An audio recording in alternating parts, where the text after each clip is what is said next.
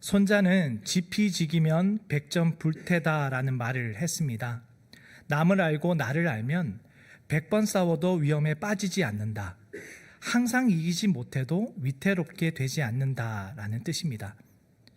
전쟁에서 상대가 어떤 무기를 가졌는지, 얼마나 많은 병사를 이끌고 있는지, 또한 우리가 어떠한지를 알면 그에 맞게 대처할 수 있습니다.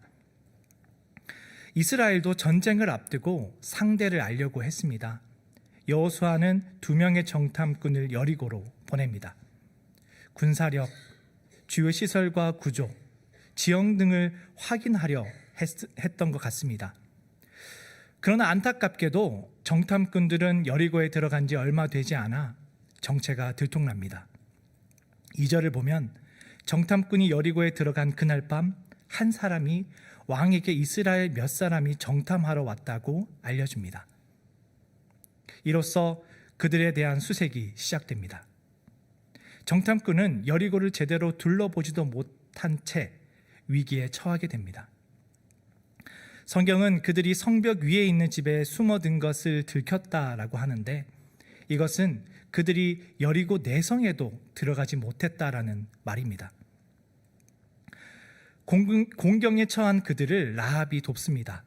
숨겨주고 추적자들을 따돌립니다. 그리고 그녀는 그들에게 이렇게 말합니다. 9절부터 11절입니다. 여호와께서 이 땅을 너희에게 주신 줄을 내가 아노라. 우리가 너희를 심히 두려워하고 이 땅 주민들이 다 너희 앞에서 간담이 녹나니, 이는 너희가 애굽에서 나올 때에 여호와께서 너희 앞에서 홍해 물을 마르게 하신 일과 너희가 요단 저쪽에 있는 아모리 사람의 2왕 시온과 옥에게 행한 일, 곧 그들을 전멸시킨 일을 우리가 들었음이라.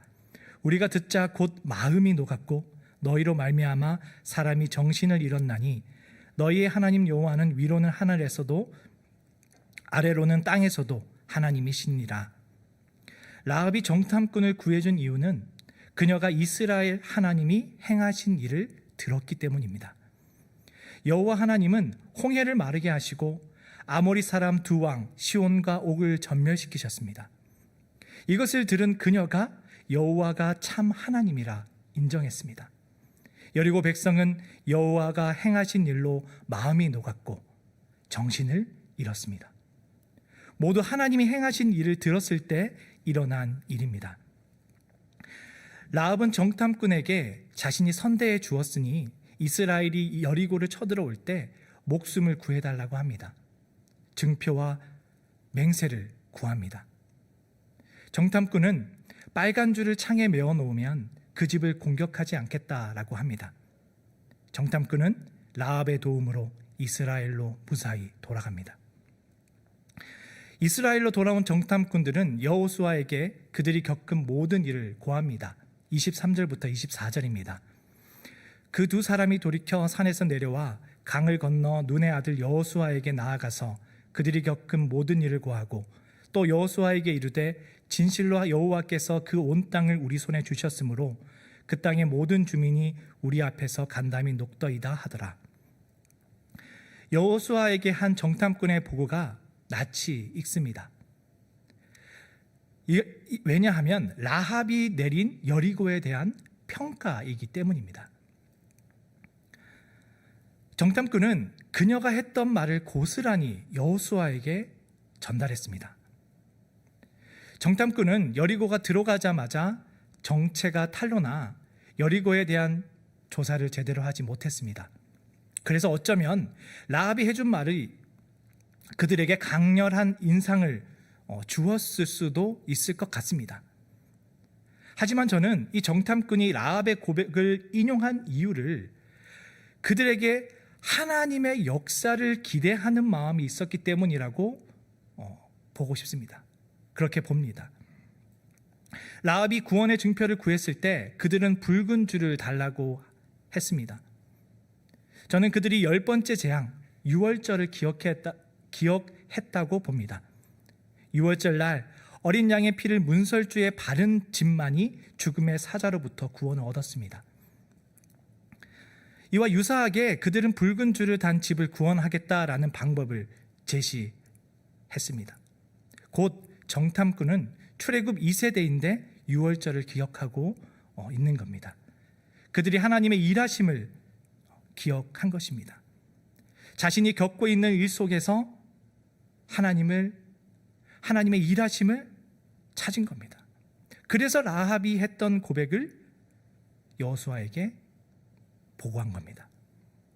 기드온은 미디안과의 전쟁을 하라는 하나님의 말씀에 머뭇거렸습니다.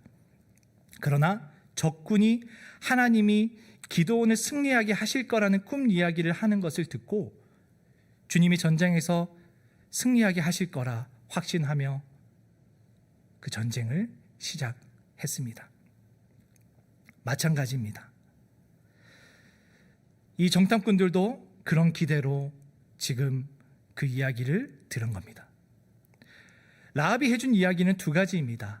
하나님이 누구이시며 어떤 일을 했는지와 그것을 들었던 백성들의 마음이 어떠했는가입니다. 어쩌면 그녀만의 평가일 수 있었지만 정탐꾼은 그곳에서 하나님을 찾았습니다. 그것을 하나님의 일로 받아들였습니다. 결국 이스라엘의 정탐꾼은 라합의 고백에서 하나님의 일하심을 보았습니다. 그리고 이것을 통해서 자신의 신앙을 고백한 겁니다. 여호수아에게 한 정탐 보고를 봐도 그렇습니다. 정탐꾼들은 여리고에서 보았던 것을 여호수아에게 전했습니다. 군사력, 구조와 지형, 예를 들어서 벽이 얼마나 두꺼운가, 이곳에서 어떤 곳이 취약한가, 아마 이런 것들을 전했을 겁니다. 이런 내용을 성경은 매우 짧은 한 문장으로 요약합니다. 23절입니다. 그들이 겪은 모든 일을 고하고. 성경은 이 말씀 뒤에 이보다 3배 정도 되는 길이로 이런 이야기를 합니다. 하나님이 어떻게 일하시고 있는가. 24절입니다. 또 여호수아에게 이르되 진실로 여호와께서 그 온 땅을 우리 손에 주셨으므로 그 땅의 모든 주민이 우리 앞에서 간담이 녹더이다 하더라. 저는 이것이 여리고에서 정탐해야 될 것이 무엇인지를 보여준다라고 생각합니다. 결국 여리고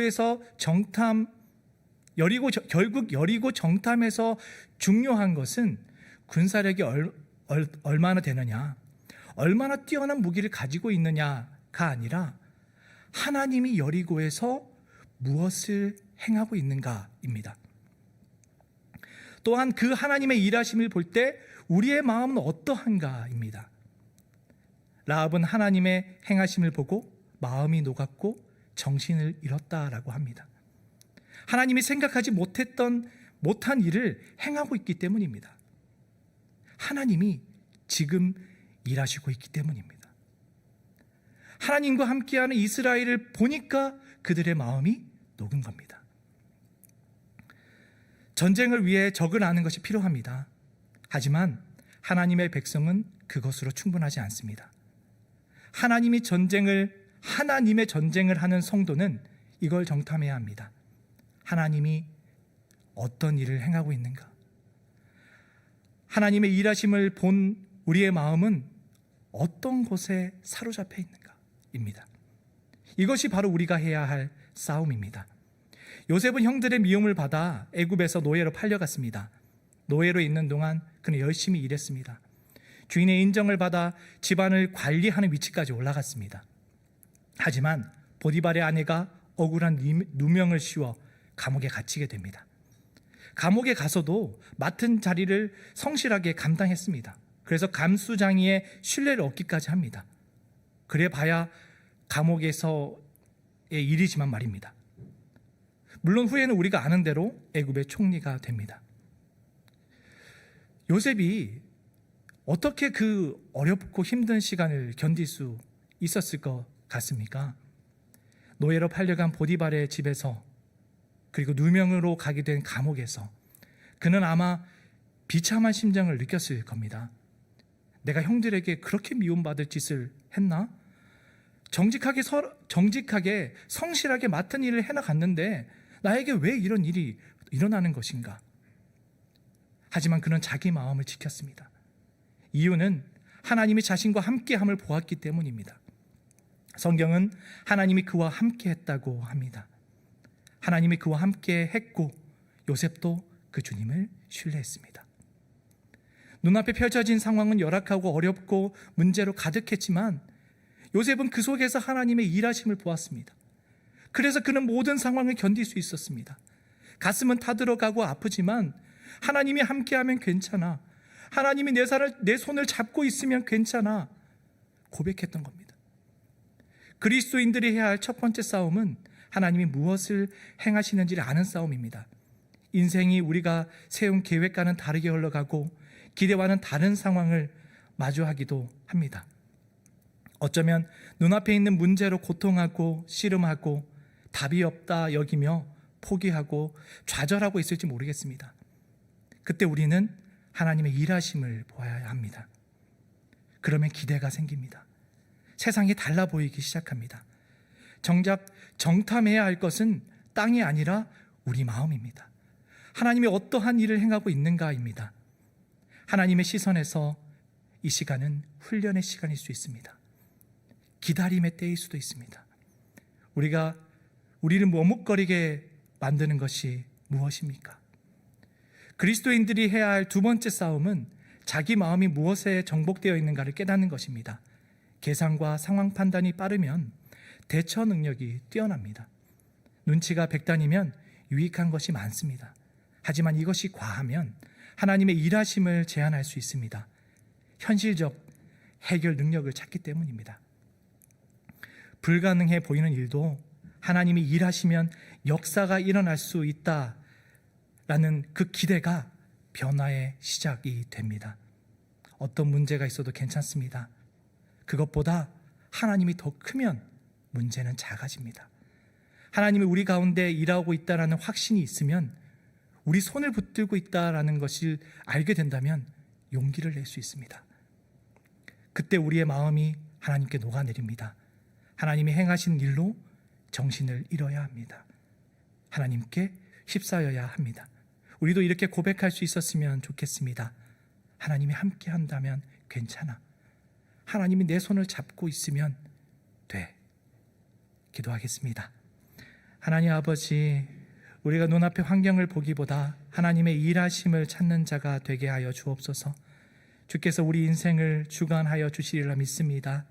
주를 의지하며 살아가는 모든 순간 주님께서 함께하여 주옵소서. 문제보다 크신 하나님을 보아 인생에서 기대감을 잃지 않게 하여 주옵소서. 예수님의 이름으로 기도드립니다. 아멘.